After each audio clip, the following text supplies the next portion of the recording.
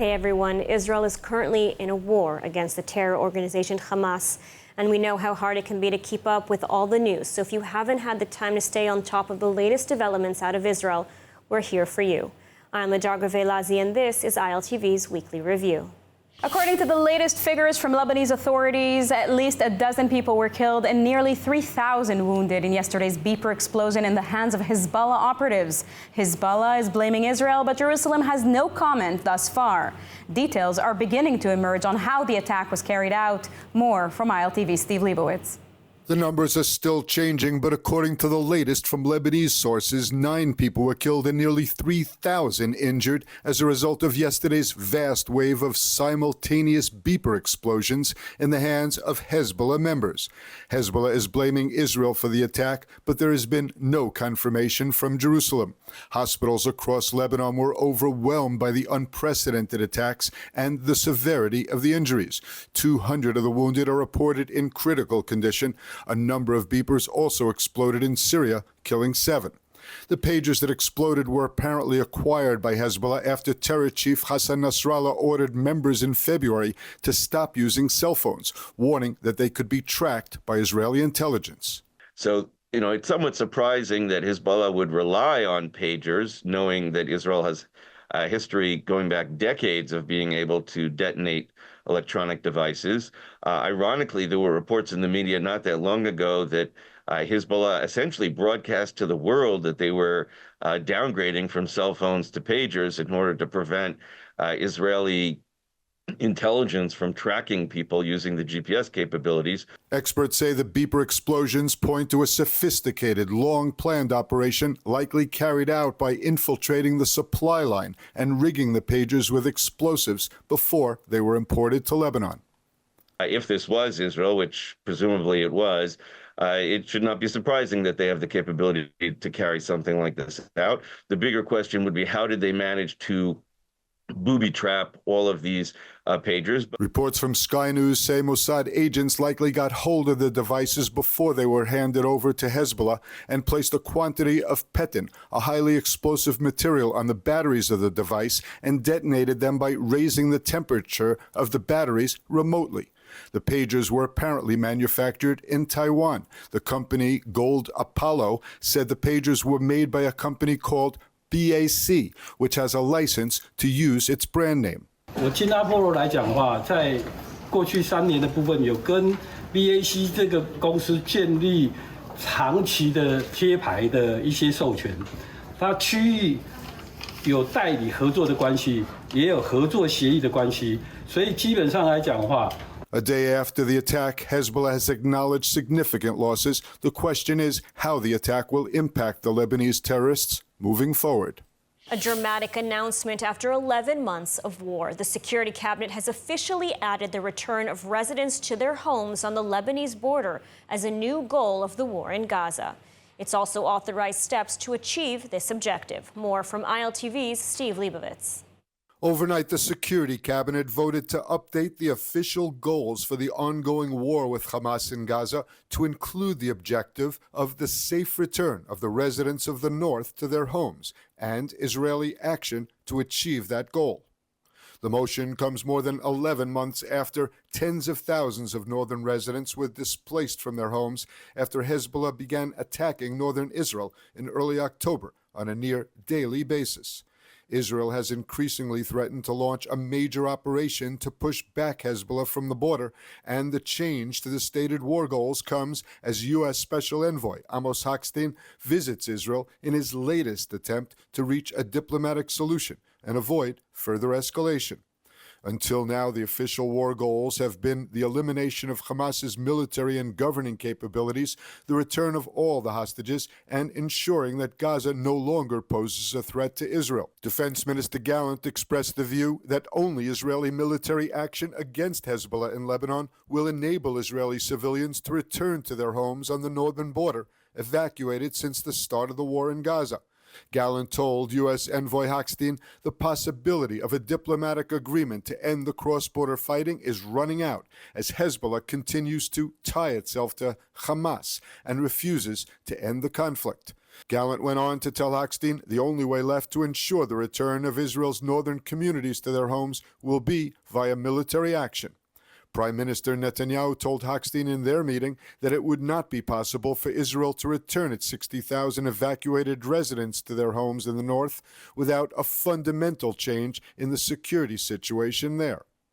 As the meeting was underway, Hezbollah rockets and drones continued to pound northern Israel, and the Air Force struck numerous Hezbollah launchers and infrastructure in South Lebanon.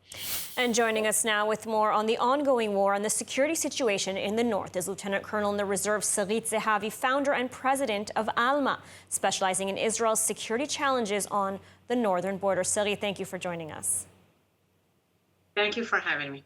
So after nearly a year returning the residents of northern Israel to their homes, 60,000 are still displaced and the rest live under constant rocket fire. Returning them now is an official war goal. So what will it take to achieve this goal, and why make it a goal now? Why now? You should ask the government. I think it should have happened long ago. I think that in order to bring the people back, they should see achievements in elimination, the capabilities of Hezbollah to massacre, to launch anti-tank rockets. We should see deployment of the IDF on the borderline in a way that will prevent infiltration of terrorists in massive amounts. We should see active and passive defense side by side with the offense that was just decided upon. All of that together, and of course with a lot of incitement to the people that are living here, may help us to bring the people back home. Now, diplomatic efforts are still underway to achieve a solution in the north, though we have seen increased rhetoric from leaders across the political spectrum that a war is forthcoming. Can Israel afford to leave Hezbollah on its border? I mean, after all, Israel did have a diplomatic agreement with Hamas as well on October 6th. No, I want to say something about the difference. The arrangement that existed in Lebanon was supposed to create a different reality that Hezbollah is not there. This was the meaning of the arrangement from 2006. Of course, it was never implemented from day one. So any talkings of diplomatic arrangement should deal with the disarming of Hezbollah in South Lebanon, at least in South Lebanon. Of course, this was never the case in Gaza. In Gaza, it was just ceasefire without talking of any disarmament of Hamas, which is a problem. The problem in the north is that the arrangement that was created didn't include an effective monitoring mechanism. Neither UNIFIL nor the Lebanese army were willing to clash with Hezbollah. And this meant that Hezbollah could do whatever it wants in South Lebanon and rearm right after the war in 2006. So do you believe that war with Hezbollah is inevitable, if not now, then in the near future? We are already at war with Hezbollah. Since October 8th, there is fire to the north every day. And the only question now is how do we stop that? And at the same time, how do we bring, as you said, how do we bring security and bring the people back home? But war, it's not a choice whether to go to war. We are already at war that we didn't choose and we didn't initiate. And expanding the war, if you will, is that something that Israel, that the home front is prepared for? The home front is never prepared enough, I'll put it this way. I don't know what exactly measures of offensive the government and the IDF will decide to do. There is a wide spectrum of things that could be done that were not done until today. It may bring to more escalation, as you said, with regard to the home front of Israel. But at the same time, if we will see achievements, and I believe we will see achievements, with the elimination of capabilities of Hezbollah, not even all capabilities, this could be very helpful in bringing the people back home. It's not going to be easy. We are in a campaign that was forced on us. We didn't want that.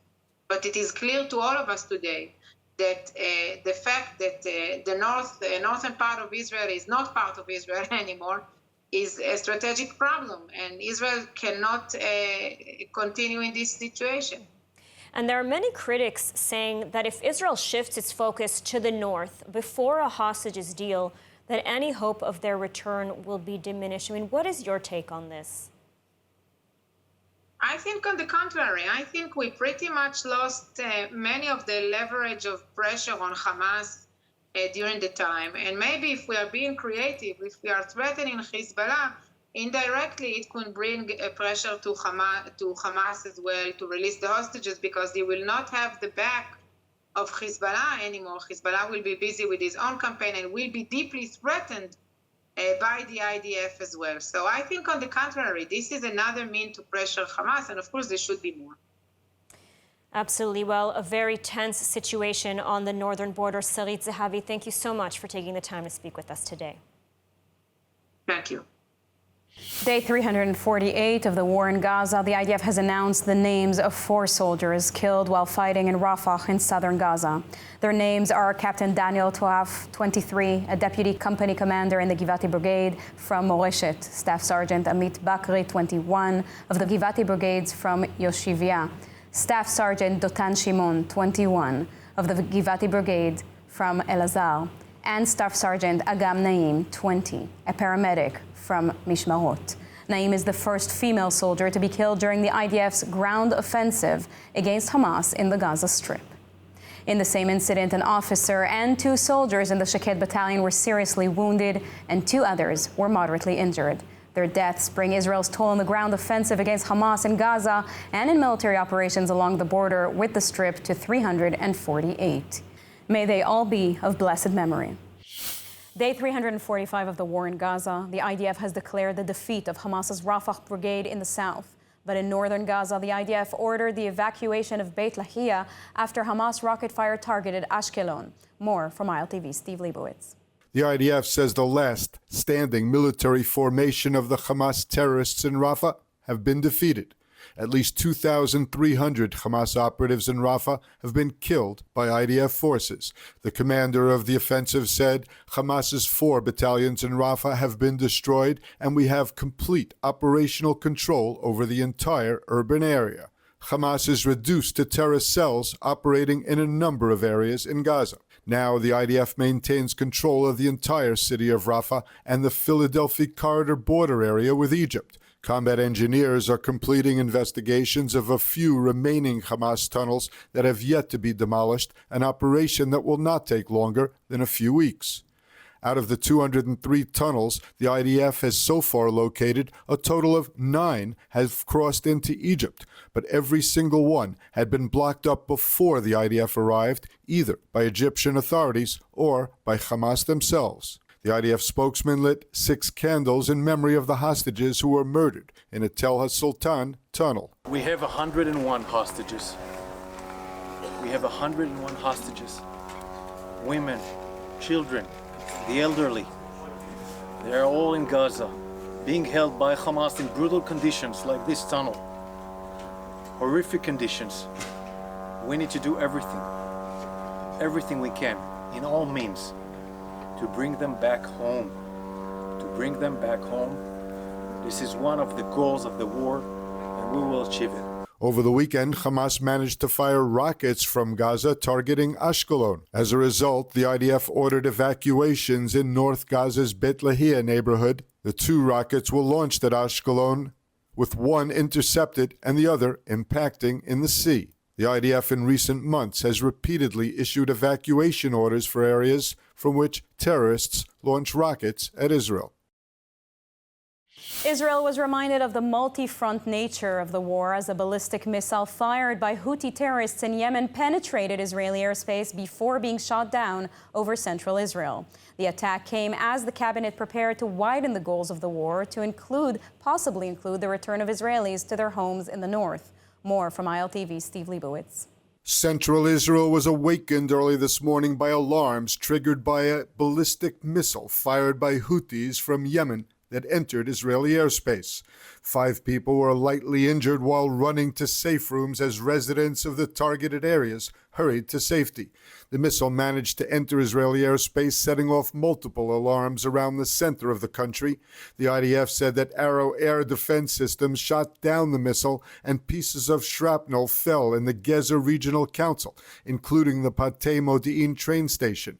Minor damages were caused to the train station. The impact of the fallen missile was in an empty area several kilometers from Ben Gurion Airport, which was the apparent target. Firefighters had to be called in to battle blazes in the Ben Shemen forest. Most rockets fired from Yemen are shot down outside Israeli airspace. This was the third time a missile managed to enter but not reach its target. The Army is investigating why the detection came late. Meanwhile, the cabinet is expected to declare the return of northern residents to their homes as an official goal of the war. The expected vote will come after another weekend of heavy incoming rocket fire into northern Israel, with many rockets targeting the city of Tzfat. Prime Minister Netanyahu and security heads held strategic discussions concluding that Israel was facing a large-scale confrontation with Hezbollah while maintaining military pressure on Hamas in Gaza. According to reports from the Prime Minister's office, Netanyahu is convinced that Israel is headed for an all-out confrontation with Hezbollah in the north to force an end to the near-daily cross-border tit-for-tat with Hezbollah terrorists in Lebanon and allow conditions for some 80,000 evacuated residents to return safely to their homes near the Lebanese border.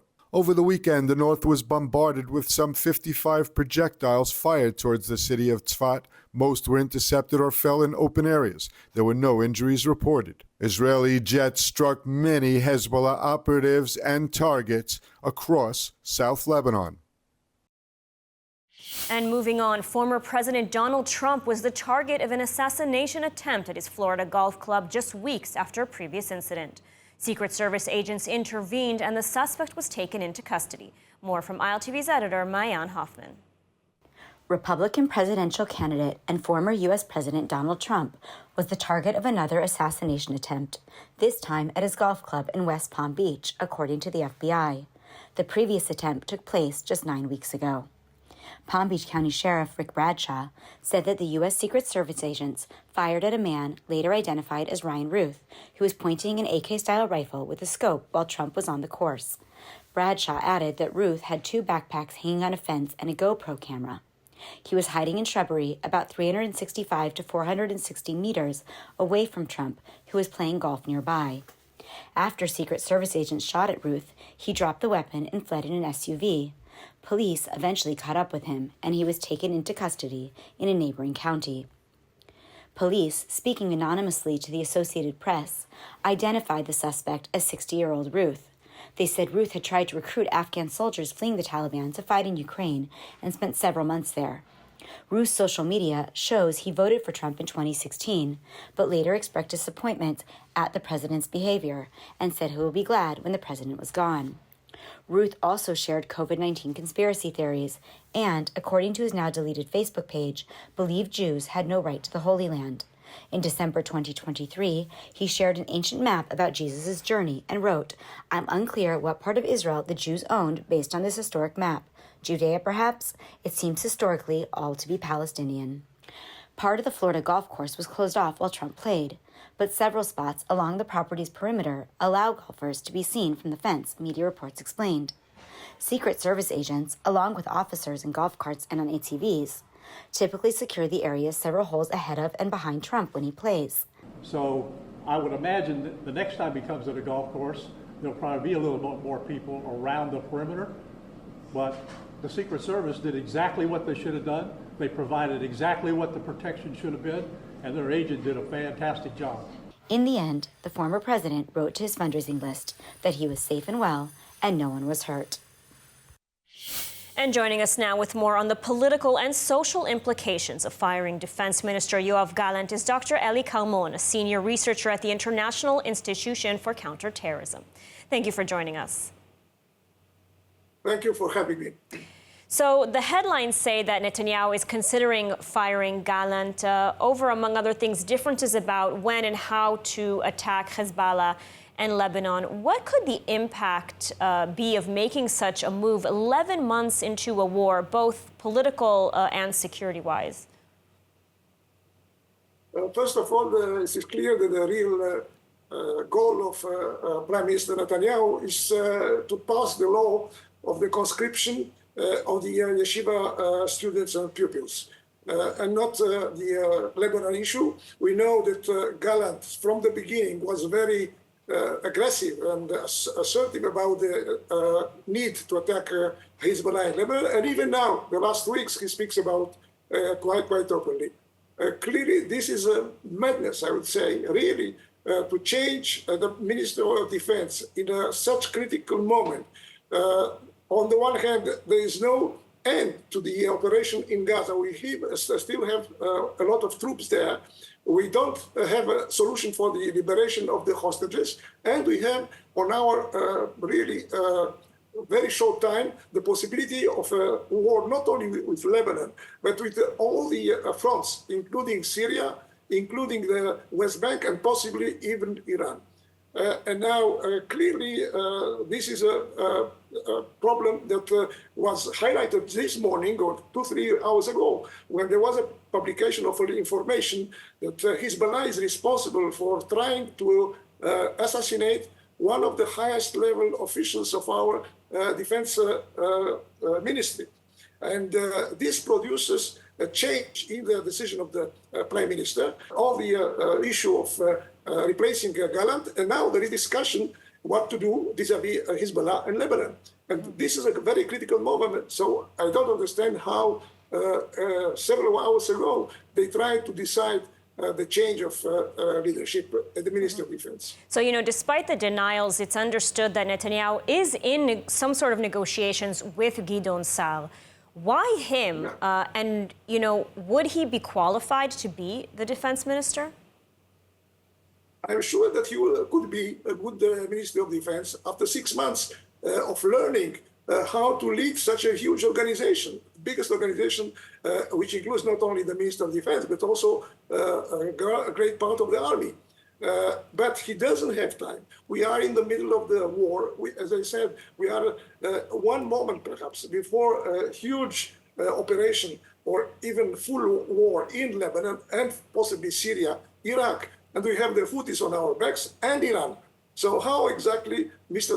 Saab, with all his qualities and intellectual capabilities, could change the situation and learn how to lead such an organization and such a critical moment in its history, not only but of the country itself. You know, some are arguing that, you know, there are many rifts between Netanyahu and Gallant. Perhaps it is better to bring in someone who sees more eye to eye with the Prime Minister. I mean, what are your thoughts on that? Do you think that this could, in some way, perhaps strengthen the coalition? It would widen the government, widen the coalition? Or do you see it leading to additional challenges?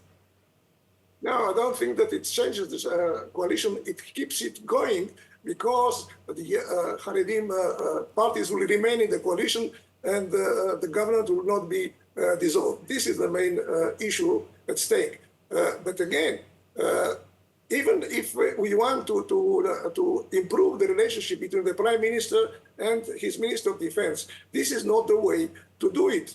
I think they should stay for several hours and decide what to do, because we know there are conflicts of decision-making, for instance, about the Philadelphia road, because Gallant, like most of the heads of the armies, think that this is not a sine qua non solution for our continuing control of Gaza.